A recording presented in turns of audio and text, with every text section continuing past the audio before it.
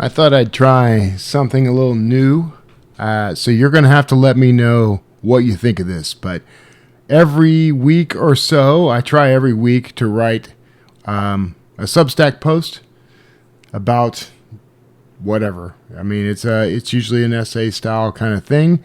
And this time I wrote about autumn, and I'm going to read it for you now. So I hope you enjoy it. Let me know. And leave a comment, subscribe, do all those things. And here we go. When I think about my past, it tends to be tinged in autumn colors. Maybe that's down to me being born in the season. Every year as a kid, I had all those formative experiences. Celebrations that started on my birthday in October, but carried over into Halloween and then Thanksgiving in November.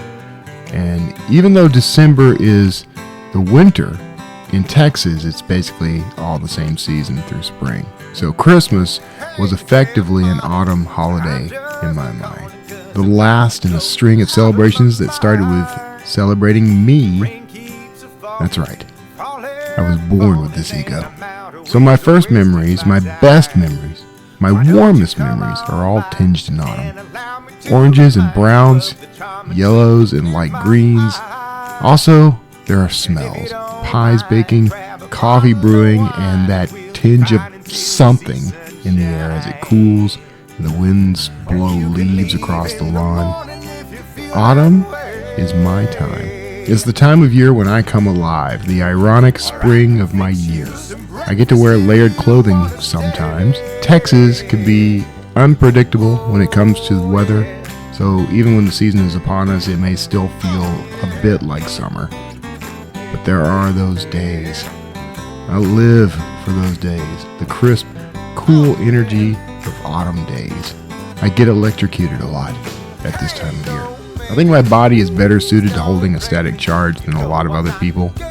Getting in and out of a vehicle around this time of year involves an elaborate ritual of placing the palm of my hand on the side of the vehicle, widening the point of contact as much as possible so I can discharge painlessly rather than generating a miniature lightning bolt that sears my flesh.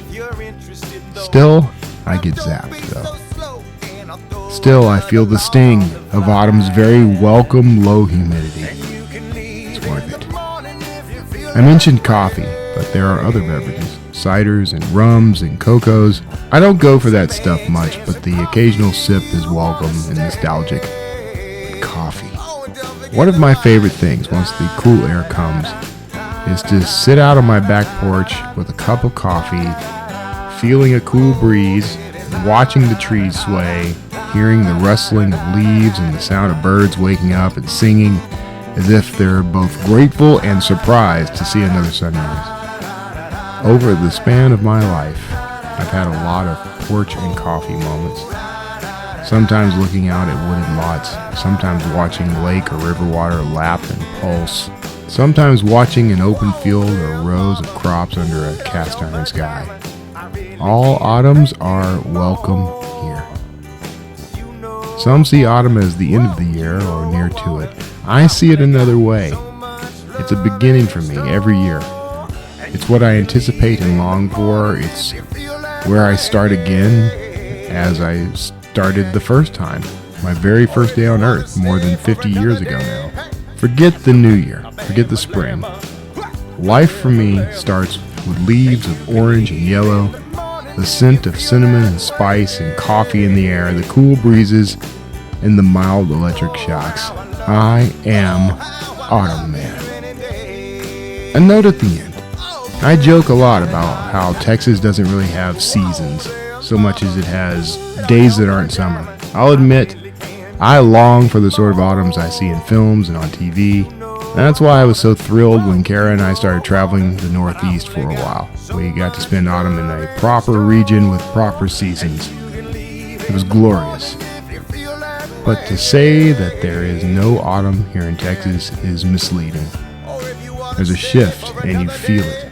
The very energy of the atmosphere changes. I suffer from something I call SAD. Not the one you're thinking, but it's close. It's summer affective disorder. Basically, when it's hot and humid outside, I go into a sort of depression. Even just looking out the window and seeing a blistering sunny day can trigger it.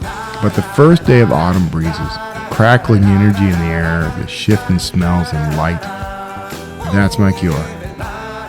So, tell me, what's the time of year that wakes you up most? I'd love to hear your own tales of seasonal bliss if you're willing to share it. You can drop those in the comments down below. Thank you for listening. Hope you subscribe and share this video with your friends and family. And have a great autumn.